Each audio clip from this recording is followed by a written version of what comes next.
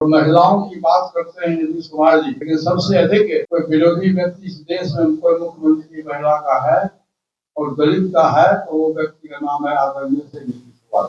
मुझको कहने में कोई संकोच नहीं है, वो मानसिक रूप से स्वस्थ नहीं। नीतीश कुमार जी पासवान विरोधी, मैं पहले भी कहा था। इंडिया छोड़ के आप किसी जगह? हाँ, इंडिया छोड़ के तो मैंने छोड़ दिया। आपने आकाश यादव को पार्टी से निकाल दिया, क्यों निकाल दिया? वो पार्टी में निष्क्रिय थे। यादव के दबाव में नहीं, ऐसी कोई बात नहीं है। ये दिमाग से लाकर आप लोग निकाल दीजिए। पार्टी हमारी है, संगठन हमारा है, हम चलाते हैं संगठन को, हम पार्टी चलाते हैं, उसको दूसरे लोग ये बात कहना कि लालू यादव जी ने बाबा साहब भीमराव अम्बेडकर की मूर्ति का अपमान किया, मैं समझता हूँ कि पॉलिटिकल आज बिहार की जो स्थिति है, एनडीए के लोग कहते हैं कि 2005 के पहले बिहार में जंगल राज। मेरा कहना है कि आज मंगल राज तो नहीं हो गया। 2005 के पहले जो स्थिति थी उससे भी खराब स्थिति में आज बिहार है, और उसका सबसे बड़ा उदाहरण है कि ये बिहार सरकार दलित विरोधी सरकार है और महिलाओं की बात करते हैं नीतीश कुमार जी,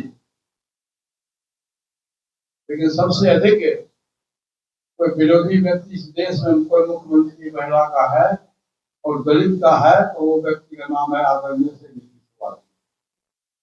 आपने देखा होगा कि आज से होली के दिन औरंगाबाद में कोमल पासवान नाम की लड़की थी, 14 वर्ष की लड़की, उसको जाति सूचक अपमानजनक बात करके उसके छाती पर गाड़ी चला दिया गया। वो किसी व्यक्ति और किसी दल का पदाधिकारी था और घटनास्थल पर उसकी मृत्यु हो गई। लेकिन बिहार सरकार के द्वारा आज तक जो उसके परिवार को उचित राशि मिलनी चाहिए, उचित न्याय मिलनी चाहिए, वो आज तक नहीं मिला। ये बिहार के लिए बहुत दुर्भाग्यपूर्ण है। आज से 10 दिन पहले 15 दिन पहले मुजफ्फरपुर की घटना है, कोहली विधानसभा क्षेत्र की घटना है। वहाँ एक 14 वर्ष की बच्ची स्कूल से पढ़ के जा रही थी और उसके साथ में कुछ सामाजिक तत्व के द्वारा 3-4 लोगों के द्वारा उसके साथ बलात्कार किया गया। और जब लड़की इस व्यक्ति को पहचान गई तो उसकी हत्या करने की कोशिश की गई और जो क्रिमिनल था उसको अपने समझ से हत्या कर दिया था और गला काट दिया। वो बच्ची दवाई के अभाव में, साधन के अभाव में वहां तड़पती रही मुजफ्फरपुर में, और बाद में तो किसी तरह से लाया गया पटना पीएमसीएच में। लेकिन ये बिहार सरकार का जो हेल्थ विभाग है, इतनी खराब स्थिति है, जो दलित बच्ची गाड़ी पर बैठी रह गई एम्बुलेंस पर, लेकिन बिहार सरकार के द्वारा पीएमसीएच में उसको जगह नहीं दिया गया, कोई बेड नहीं दिया गया, और नतीजा हुआ उस बच्चे की मृत्यु हो गई। मुझको कहने में कोई संकोच नहीं है, वो मानसिक रूप से स्वस्थ नहीं। जो मानसिक रूप से खुद देश का ज्ञान स्टेट का मुखिया स्वस्थ नहीं हो तो देश का क्या कल्याण होगा। ऐसे आप देखे लगातार प्रत्येक महीना में माननीय प्रधानमंत्री जी का प्रोग्राम बिहार में होता है, जहां बीमारी रहती है वहीं डॉक्टर जाता है। इससे स्पष्ट जाहिर है कि बिहार की स्थिति बहुत ही खराब है। और सामने में 4 महीना के बाद, 3 महीना के बाद विधानसभा का चुनाव होने वाला है।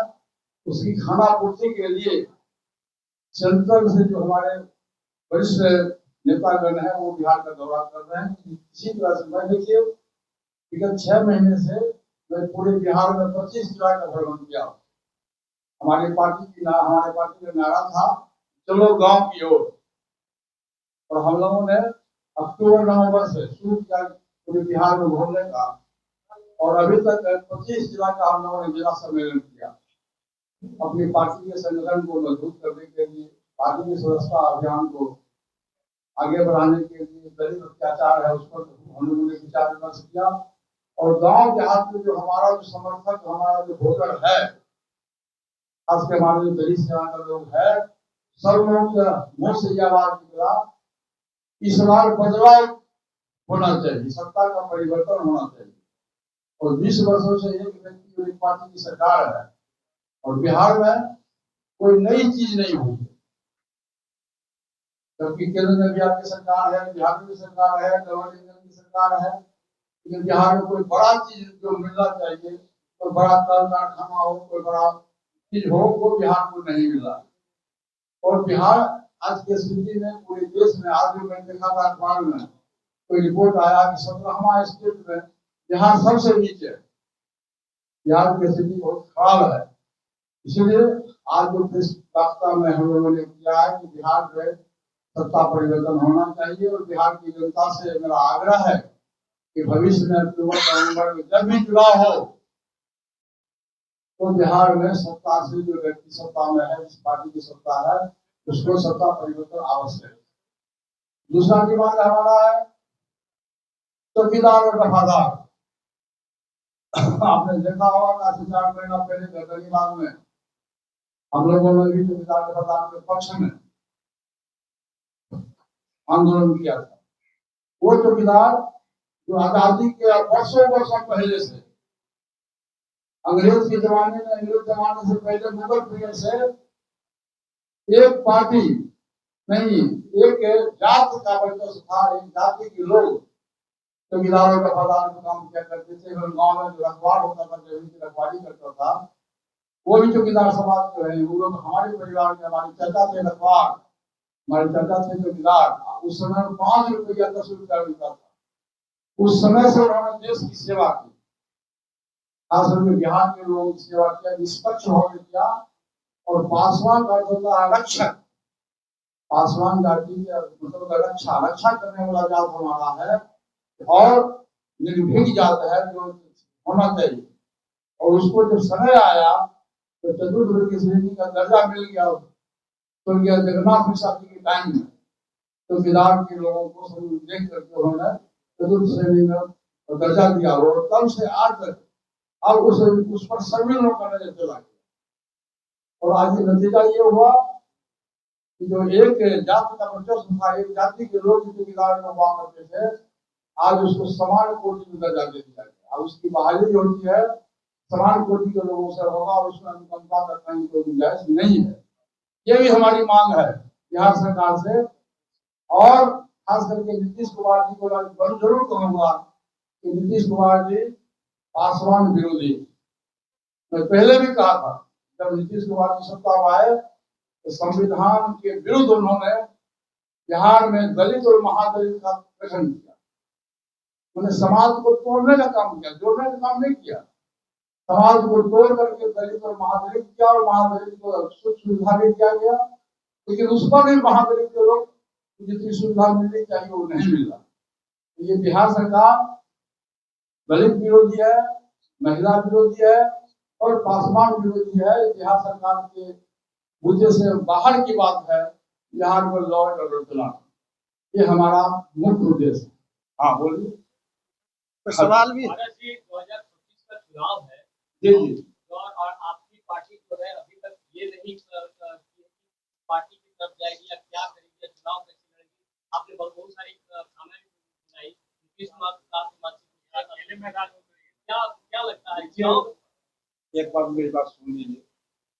पूरे देश में 2 गठबंधन है, इंडिया गठबंधन है और एनडीए गठबंधन। मैं 2014 में एनडीए गठबंधन का मैं प्रमुख सहयोगी दल था और उस दिन से तकरीबन 11 वर्ष तक हम लोगों ने बहुत ईमानदारी से काम किया। और 14 अप्रैल 2025 को हमारी पार्टी का फैसला हुआ कि हम एनडीए गठबंधन से हम अपना नाता तोड़ दिया। भाजपा विश्व की सबसे बड़ी पार्टी है, जहाँ 25-26 है छोटे छोटे दल का गठबंधन है। इसी तरह से बिहार में भी है। हमारी पार्टी तो छोटा पार्टी है, छोटी पार्टी है। हम अपने पार्टी के संगठन को पूरे बिहार में 4-5 महीना के अंदर में 25 जिला का भ्रमण किए हैं हम अपने पार्टी के संगठन को मजबूत कर रहे हैं और उसमें हम इंटरनल सर्वे भी कर रहे हैं कि हमारा उम्मीदवार किस विधानसभा क्षेत्र में जिताऊ उम्मीदवार होगा। वो हम लोग का सर्वे अभी चालू है। अभी हम लोग इस गठबंधन में जाएंगे जो हमारे हित की बात होगी, जहाँ हमारा सम्मान होगा, जहाँ हमारी व्यवस्था होगी, हम उस गठबंधन में जाएंगे। हम किसी गठबंधन के साथ मिलकर चुनाव लड़ेंगे। इंडिया छोड़ के आप किसी जगह हाँ, इंडिया छोड़ के तो मैंने छोड़ दिया। 14 अप्रैल को बाबा साहब भीमराव अम्बेडकर की जयंती के अवसर पर आप भी इस मीटिंग में थे। देखिए, हम लोगों का जो सपना है, हम लोग बाबा साहब भीमराव अम्बेडकर के परिवार के लोग, हम तो परिवार के लोग मानते हैं। वो हमारे समाज में दलित समाज के जो देवता स्वरूप है। आज बाबा साहब भीमराव अम्बेडकर नहीं रहते, आज हम लोग इस चेयर पर नहीं बैठते। उनके साथ भी अपमान हुआ, केंद्र सरकार के द्वारा उनके साथ भी अपमान हुआ। मैं इसकी भी निंदा करता हूँ। और जब भी समय आएगा, जब भी चुनाव समय नजदीक आएगा, अभी किसी दल का गठबंधन फाइनल नहीं हुआ, सीट से फाइनल नहीं हुआ। जब समय आएगा उस समय पर हमारा गठबंधन होगा। मैं आप तमाम साथियों को जानकारी देंगे। आपने आकाश यादव को पार्टी से निकाल दिया, वो पार्टी में निष्क्रिय थे। आप लोगों को समझ में होगी जो आपसी झगड़ा था, वो ऐसी बात नहीं थी। जब से वो हमारे यहाँ आए थे, लगभग 3 वर्ष पूर्व वो आए थे, उनको बनाया गया था, लेकिन कभी भी कोई पार्टी का संगठन पूरे जिला में, पूरे बिहार में राष्ट्रीय अध्यक्ष थे, लेकिन एक भी जिला में कहीं भी अपने पार्टी के संगठन को खड़ा नहीं। ये हमारी पार्टी का फैसला हुआ, क्योंकि चुनाव का समय है और चुनाव के समय में हम सब अपने पार्टी के संगठन को मजबूत कर रहे हैं। इसलिए हमारी मजबूरी हुई, पार्टी का फैसला हुआ कि आकाश यादव जी को पार्टी से निष्कासित कर दिया। नहीं, ऐसी कोई बात नहीं है। ये गलतफहमी दिमाग से लाकर आप लोग निकाल लीजिए।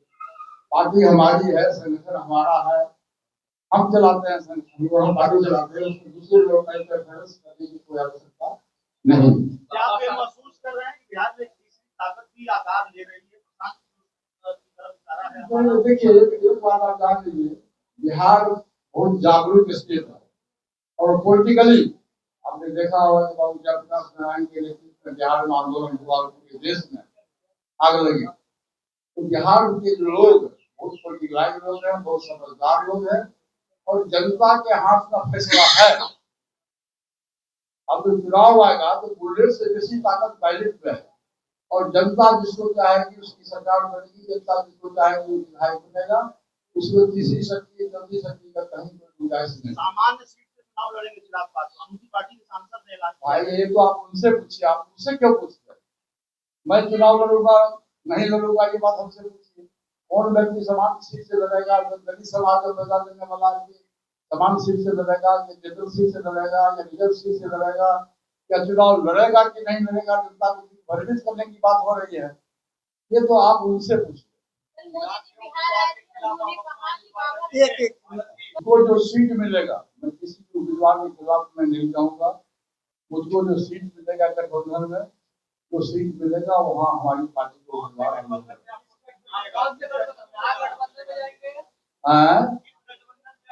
मैंने आपको कहा कि समाज समझौता जो हमारी विचारधारा के है, जो सोशलिस्ट दलित पिछड़ा माइनॉरिटी लोग हैं, जो दल बिहार में सामाजिक न्याय के जो लोग हैं, हम उनके साथ हमारी पार्टी के समझौता होगा और जो भी सीट मिलेगा हम निश्चित रूप से उस सीट पर हमारा उम्मीदवार जीतेगा। ये तो समय बताएगा। वैसा अभी तो किसी भी दल का फैसला नहीं हुआ। आप बताइए, भाजपा की बड़ी पार्टी का फैसला हुआ, आरजेडी और कांग्रेस का फैसला हुआ, नहीं हुआ और अभी अभी अभी फैसला होगा भी नहीं। देखिए, जब समय आता है तो ये लड़का बताया जाता है।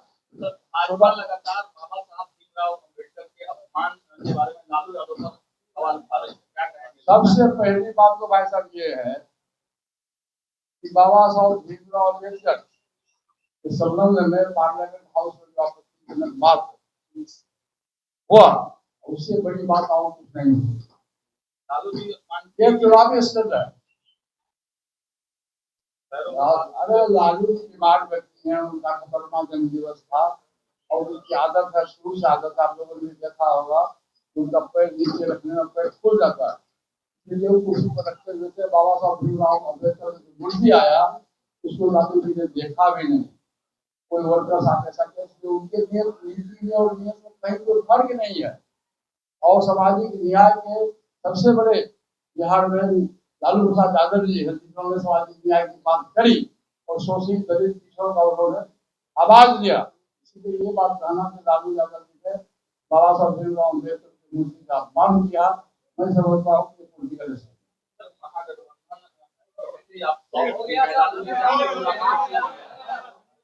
आप